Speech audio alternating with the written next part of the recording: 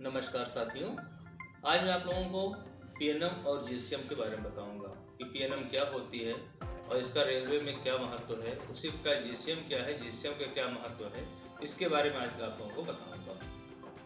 PNM का full form होता है परमानेंट नेगोशिएटिंग मशीनरी। स्थायी नेगोशिएटिंग मशीनरी संगठित श्रम के साथ संपर्क बनाए रखने और प्रशासन बीच उत्पन्न होने वाले विवादों और मतभेदों को सुलझाने के लिए एक स्थायी नेगोशिएटिंग मशीनरी तैयार की जाती है। नेगोशिएटिंग मशीनरी 3 स्तरों पे काम करती है, मतलब यूनियन जिसे कहते हैं हम श्रम संगठन बोलते हैं, इनके और प्रशासन के मध्य यदि कोई प्रॉब्लम होती है तो उसको सॉल्व करने के लिए ये जो है मशीनरी काम करती है, ताकि दोनों के बीच में तालमेल बना रहे और जो आपके औद्योगिक संबंध है बने रहें। इसमें आपके रेलवे स्तर पे सबसे पहले तो आपका डिवीजन या जो भी वर्कशॉप उसके स्तर पे होता है।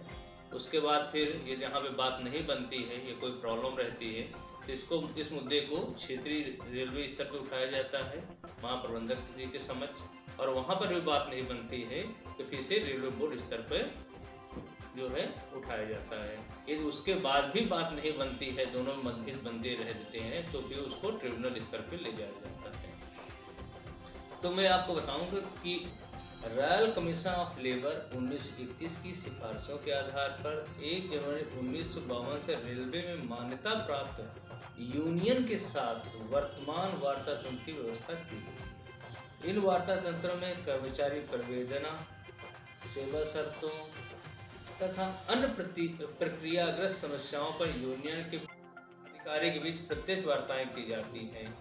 मतलब इसमें ऐसा नहीं कि फोन मतलब जो है इनडायरेक्ट में सामने बैठते हैं सब लोग, उनके सामने बातें की जाती है, भाई हमारी ये समस्याएं हैं, कर्मचारियों की समस्याएं हैं, आप इनको हल करिए। इस प्रशासन को लगता है कि नहीं ये गलत बोल रहे हैं तो प्रशासन उस बात को नहीं मानता है, यूनियन को ऐसा लगता है तो यूनियन नहीं मानती है। इसी वजह से 3 स्तर पे होती है, क्योंकि एक दूसरे की बात न मानने की वजह से ही है, या हो सकता है कि दोनों की अपनी अपनी प्रॉब्लम हो। तो मतलब सबसे ये जो है आपका जो पीएनएम की शुरुआत है 1 जनवरी 1952 से शुरू की गई है पीएनएम की। इसमें अधिकतम जो है एजेंडे लगभग होते हैं 30। यूनियन के प्रतिनिधियों की संख्या सामान्य तौर पर 20 और कारखाना स्तर पे जो है 15 कारखाना छोटा होता है, इसलिए वहाँ पर अधिकतम 10 दिन होती है। एजेंडा 21 दिन पहले दिया जाता है और जिस दिन पीएनएम होती है उसके 1 दिन पहले क्योंकि तैयारी करनी होती है, और जिस दिन एजेंडा होता है उस दिन 2 दिन की स्पेशल सीएल दी जाती है यूनियन प्रतिनिधि मंडल को। ये पीएनएम जो आपकी डिवीजन है, डिवीजन स्तर पे इसको बोला गया है कि 2 माह में एक बार करना चाहिए। अभी आपका कोविड की वजह से कुछ प्रॉब्लम पड़ गई है, अदरवाइज साल में कितनी होती हैं, 6 होनी चाहिए। इनकी अध्यक्षता जो है डीआरएम साहब करते हैं डिवीजन स्तर पे, और वर्कशॉप स्तर में मुख्य कारखाना प्रबंधक। इनके संयोजक होते हैं सीनियर डीपीओ डिवीजन स्तर पे। उसी प्रकार से मुख्यालय स्तर पे 3 महीने में एक बार होती है, डिवीजन स्तर पे 2 महीने में एक बार होती है, और क्षेत्रीय स्तर पे या रेलवे मुख्यालय स्तर पे 3 महीने में एक बार होती है। इसकी अध्यक्षता महाप्रबंधक महोदय करते हैं और संयोजक इनके मुख्य कार्मिक अधिकारी करते हैं। रेलवे बोर्ड स्तर पे भी 3 महीने में होती है एक बार, और इसकी अध्यक्षता जो भी आपके जो सबसे एचआर करेंगे, और इसके संयोजक इसके होंगे एडवाइजर इंडस्ट्रियल रिलेशन। मतलब कहने का ये 3 स्तर हैं रेलवे में जिसमें पीएनएम की जाती है। ये पीएनएम एक कर्मचारी और यूनियन के मध्य तालमेल बैठाती है। कोई किसी भी कर्मचारी की समस्या है वो यूनियन के माध्यम से उच्च अधिकारियों तक लाई जाती है और उसको सॉल्व किया जाता है। इसमें बहुत सारे जो है आपके पॉलिसी से संबंधित बहुत सारे डिसीजन हैं जो रेलवे बोर्ड स्तर पे भी डिसाइड करने पड़ते हैं, जो कि मतलब जो है मुख्यालय स्तर पे उसको डिसीजन नहीं हो सकता है।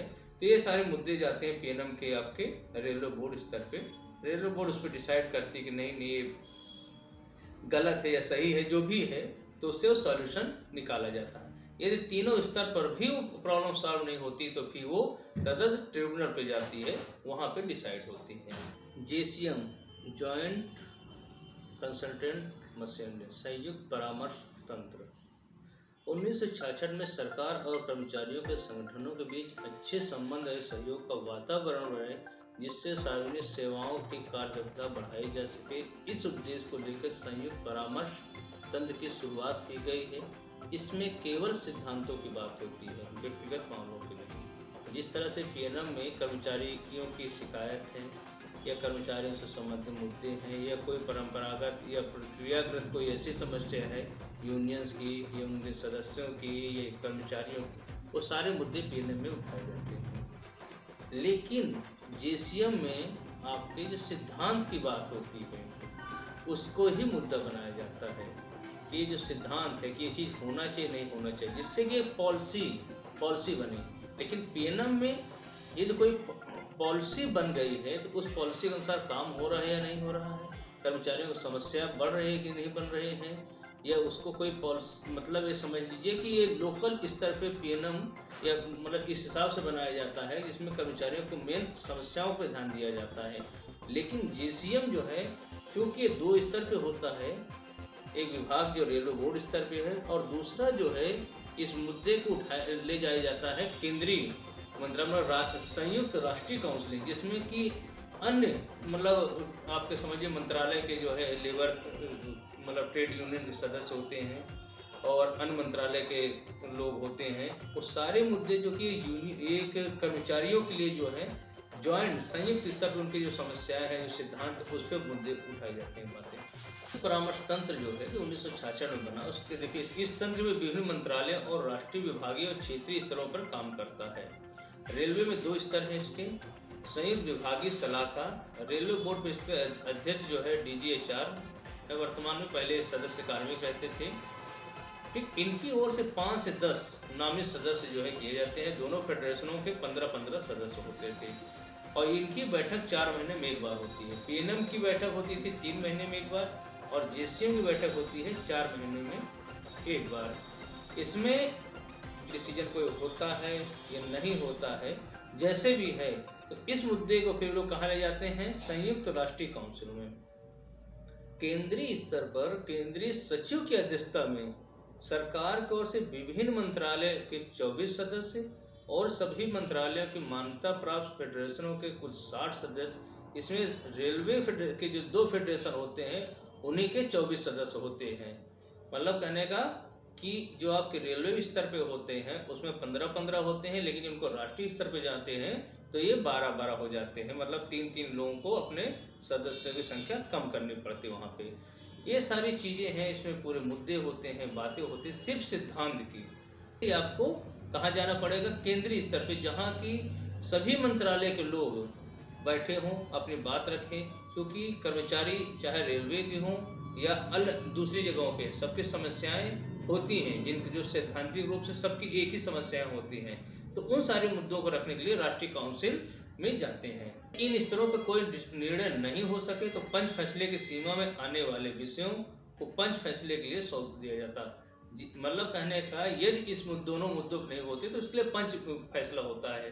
पंच जो है उसमें 3 लोग होते हैं, एक सरकारी पक्ष का सदस्य होता है, एक कर्मचारी पक्ष का सदस्य है और एक निष्पक्ष व्यक्ति होता है अध्यक्ष, जो श्रम मंत्री जो है तीनों को जो है नियुक्त करते हैं और बोलते हैं भाई आप इसमें डिसीजन लीजिए।